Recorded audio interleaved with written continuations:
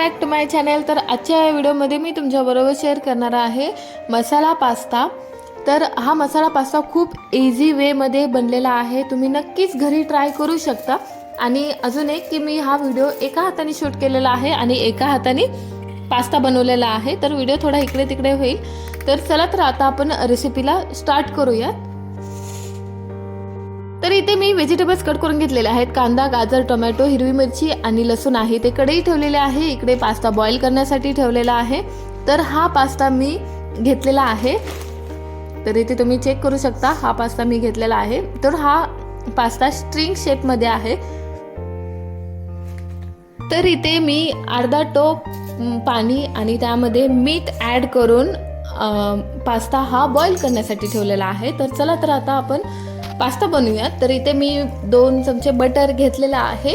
Butter add केल्यानंतर थोडंसं त्यामध्ये ऑइलही ॲड केलेलं आहे। तर ऑइल आणि बटर हे चांगलं मेल्ट झालेलं आहे। तर यामध्ये मी थोडंसं लसूण ॲड करत आहे। लसूण ॲड केल्यानंतर हिरवी मिरची पण यामध्ये ॲड करणार आहे। तर इथे बटरमध्ये हिरवी मिरची आणि लसूण हे चांगल्या प्रकारे फ्राय झालेले आहे। तर आता आपण याच्यामध्ये व्हेजिटेबल्स ॲड करूयात। तर इथे मी गाजर ॲड केलेला आहे, पण मला कांदा ॲड करायचा होता, पण ठीक आहे गाजर ॲड केलं तरी काही प्रॉब्लेम नाही। पण तुम्ही नक्कीच कांदा ॲड करा लसूण आणि मिरची टाकल्यानंतर, आणि चांगलं त्याला फ्राय करून घ्या बटरमध्ये।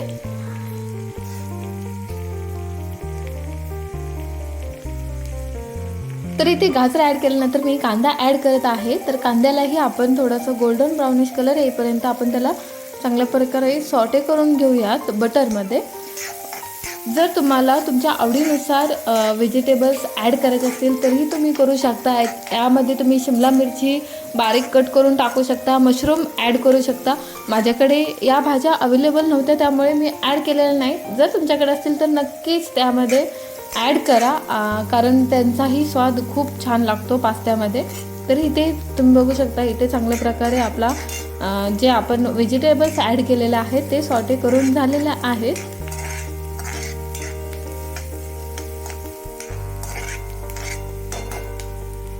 तर आपण इथे एकदा चेक करून घेऊयात की पास्ता हा परफेक्टली शिजलाय की नाही आहे। आपण तो एका म्हणजे चमच्यामध्येच काढून घेऊयात। तर इथे तुम्ही बघू शकता पास्ता हा मी चमच्यामध्ये काढून घेतलेला आहे। तर हा सॉफ्टली झालेला आहे, सॉफ्टली शिजलेला पण आहे। इथे मी तुम्हाला एकदा प्रेस करून दाखवते। तर हा चांगल्या प्रकारे प्रेस केल्यानंतर त्याचे तुकडे होतात, मग आपण इथे समजू शकतो की पास्ता शिजलेला आहे। तर आपले व्हेजिटेबल सॉटे करून झाल्यानंतर त्यामध्ये टोमॅटो ॲड करायचं। टोमॅटो ॲड केल्यानंतर त्यामध्ये तुम्ही मीठ टाकून, तर इथे मी किसानचा फ्रेश टोमॅटो केचप आणि व्हेज मायोनीज हे 2 सॉसेस घेतलेले आहेत। आणि इथे आपले व्हेजिटेबल सॉटे करून झालेले आहेत आणि यामध्ये मी अंदाजे टोमॅटो केचप ॲड करत आहे। तर तुम्ही 2 चमचे याच्यामध्ये ॲड करू शकता केचप, आणि केचप ॲड केल्यानंतर मी याते मायोनीज ॲड करणार आहे। तर इथे 1 मोठा चमचा मायोनीज मी ॲड केलेला आहे। तर केचप आणि मायोनीज हे आपल्या व्हेजिटेबल्समध्ये चांगल्या प्रकारे आपण मिक्स करून घेऊया।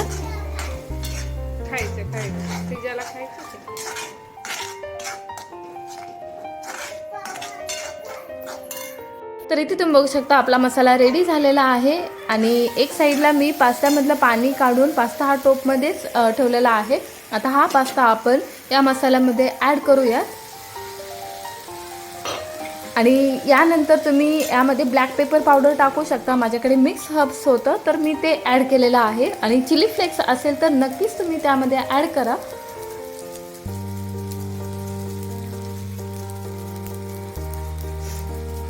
तर आता आपण या पास्त्याला चांगल्या प्रकारे मसाल्यामध्ये मिक्स करून घेऊया।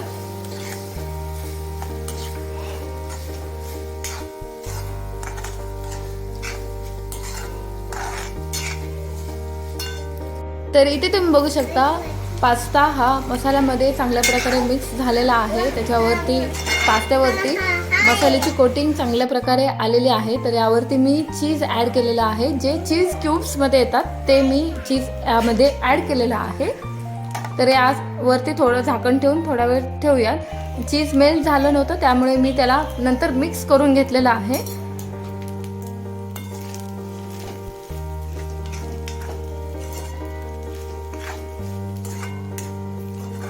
पास्ता हा चीजमध्ये चांगल्या प्रकारे मिक्स झालेला आहे. तर आता आपण हा पास्ता प्लेटमध्ये काढून घेऊयात. तर इथे मी प्लेटमध्ये काढून घेतलेला आहे आणि यावरती मी चीज ग्रेट करणार आहे. तर हा पास्ता तुम्ही नक्कीच घरी ट्राय करू शकता. तर व्हिडिओ आवडला असेल तर नक्कीच व्हिडिओला लाईक करा, शेअर करा आणि चॅनलला सबस्क्राईब करा. थँक्यू.